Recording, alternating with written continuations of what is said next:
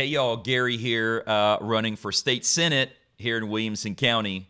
And look, just want to take a moment, going to be real brief, going to try to be brief.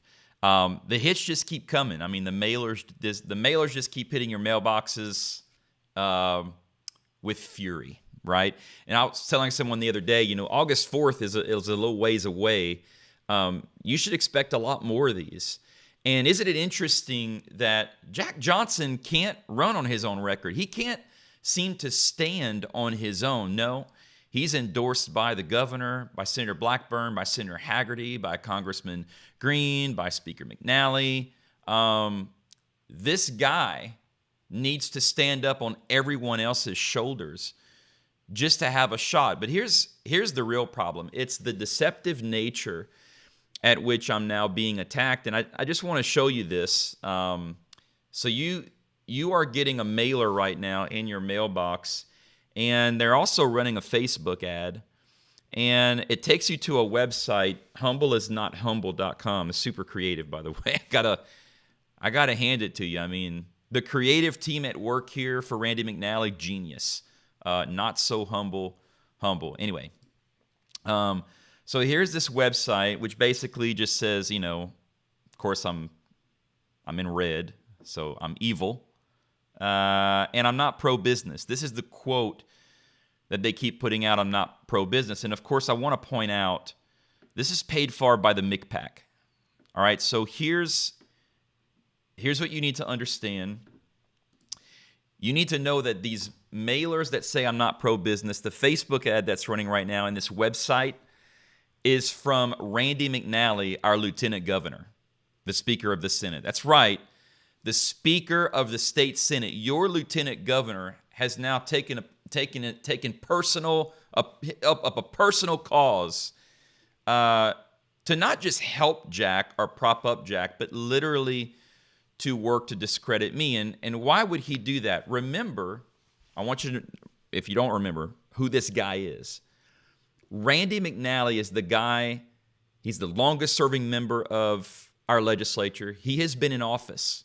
You want to talk about a rhino establishment hack. This guy has been in office since 1987 and has amassed all of the power and influence you can garner here in the state of Tennessee, and has the money to do things like he's doing now. But this is the same guy last year, as we were shouting and screaming and working so hard to get a special session to deal with the COVID mandates, as your businesses were being closed, as you were being fired from your jobs. I want you to understand something. Randy McNally is also a pharmacist. Being a pharmacist doesn't necessarily make him a bad guy, but you can probably understand which side of the fence he leans on in terms of the mandates and getting the shot. He thinks everything's great. Randy McNally single-handedly refused to allow the Senate to cooperate with the House in calling for a special session for months. If you want to know why it took us months to get a special session to deal with the mandates, it was Randy McNally. He was the holdout, this guy. So this guy is now the guy that's running ads and sending mailers and now has a website about how horrible I am. But let's take a look at this, because I want to make sure you know how twisted what they're saying actually is. So they're using a quote that says, "I am not pro-business, Gary Humble." Well, yes, if you just take that phrase, I did say that. But here's the context. This was an article I wrote last October on TennesseeStands.org, just before the special session for Ford. Remember the Ford deal last year?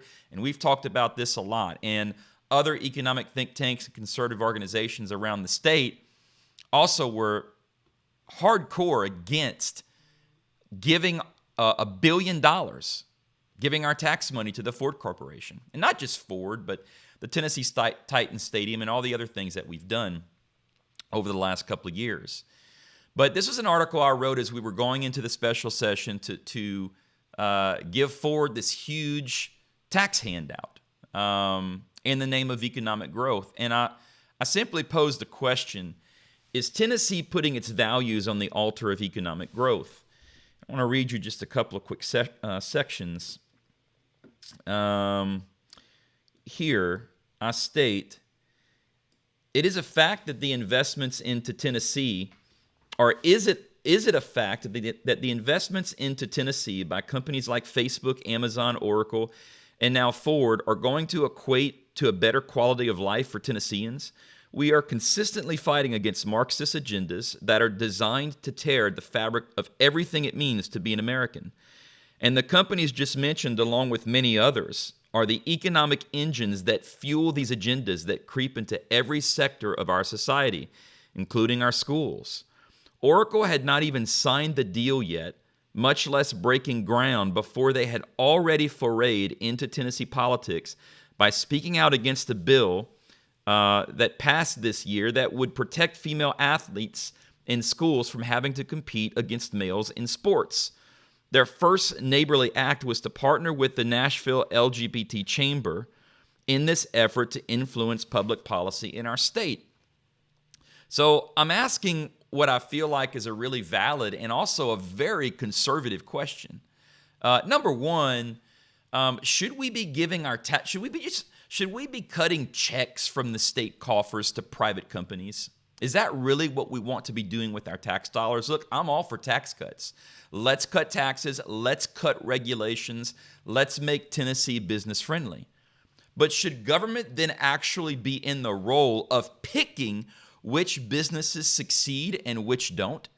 Should it be the right of a state government to take your dollars, take tax dollars, and now pick and choose the winners in the corporate world?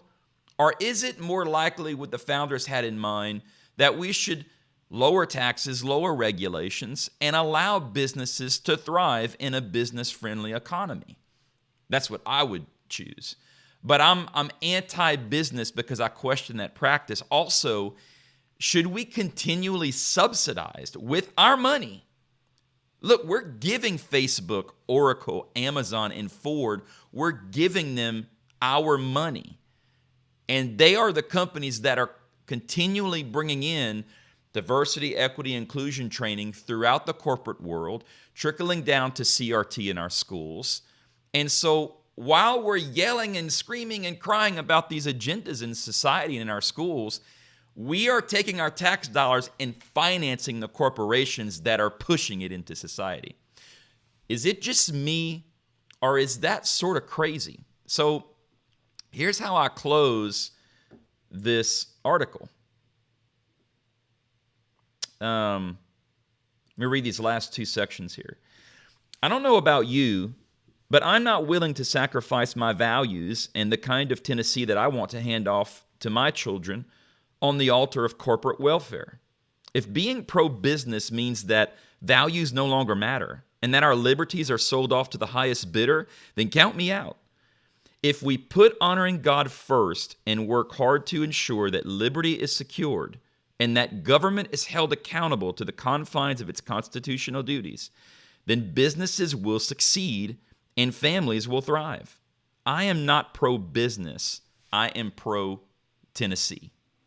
Now, I bet you a lot of you agree with everything that I just said, including what I just wrote in this article. And your lieutenant governor, this is politics now. I want you to understand, a man who has been in the legislature since 1987 is now he's doing what the left does. He's doing what the Democrats do all the time. Is that Republican? Is that really conservative?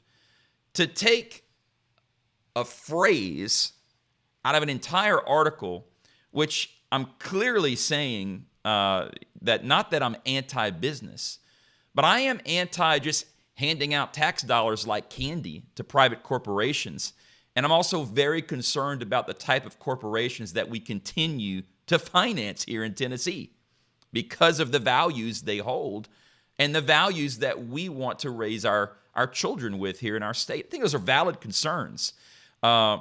Apparently, your current state senate, your current lieutenant governor, and I'm assuming by association, Jack Johnson, are wholly unconcerned with everything that I just said. And according to them, we should just continue to sacrifice our values in the name of economic growth. And you should be just fine with your government giving your tax money to whomever they so please in the name of job creation.